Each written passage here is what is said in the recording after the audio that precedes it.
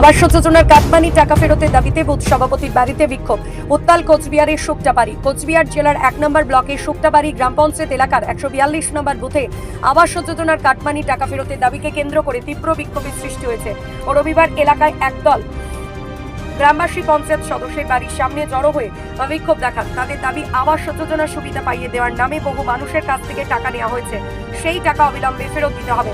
বিক্ষোভকারীদের অভিযোগ, শুধু কাটমানি দেওয়াই নয়, অতীতে অন্য রাজনৈতিক দল করার অভিযোগ তুলে অনেক সাধারণ মানুষকে বিভিন্নভাবে হেনস্থা, ভয়ভীতি প্রদর্শন, এমনকি খুঁটির সঙ্গে বেঁধে মারধর করার ঘটনা ঘটেছে। দীর্ঘদিন ধরে এই অভিযোগ থাকলেও কোনো সুরাহা না হয় এবার তারা সরাসরি প্রতিবাদের পথে নেমেছেন।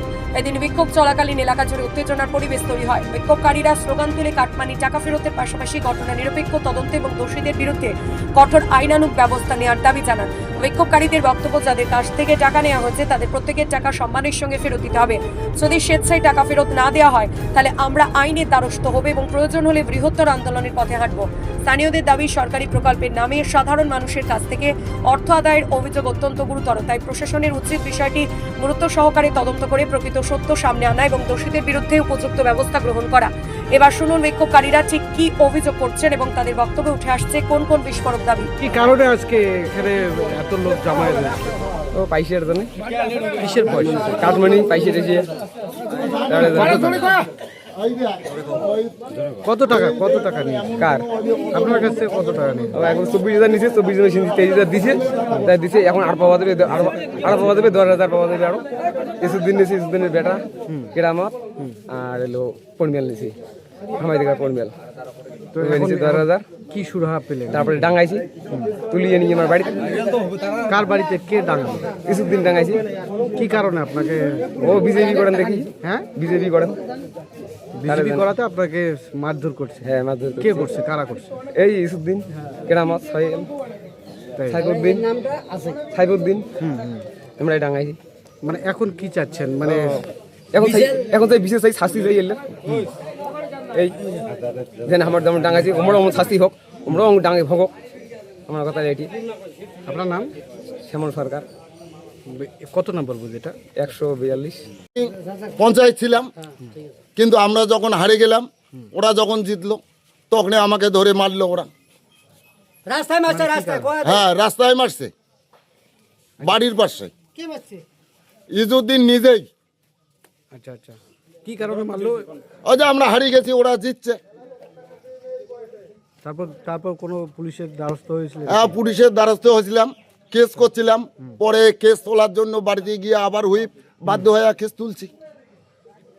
আপনার নাম? আমার নাম কালীকুমার সরকার। যে কি কারণে এত লোক আজকে জমায়েত হচ্ছে? আমার অথরিটি একটা পজিশন ছিল, ওই সময় আমি বিক্রি করি।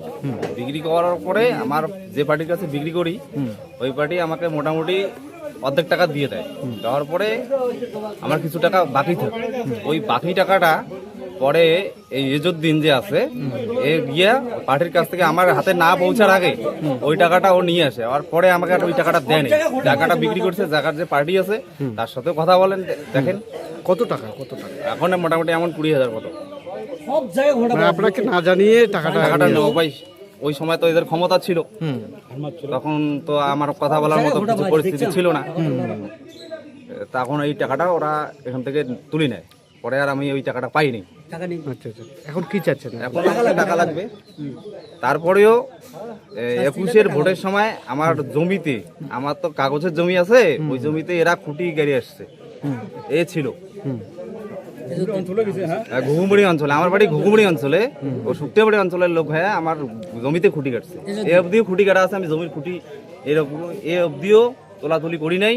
আমি যতক্ষণ না এর দেখা পাবো, এর দ্বারা আমি কান ধরে খুঁটি তুলে নেবো। এখন কি সুরাহা পেলেন? এই যে আজকে যে আসছেন, লোকের তো দেখাই নাই। এখন লোককে লাগবে, পেছন লাগবে এখানে।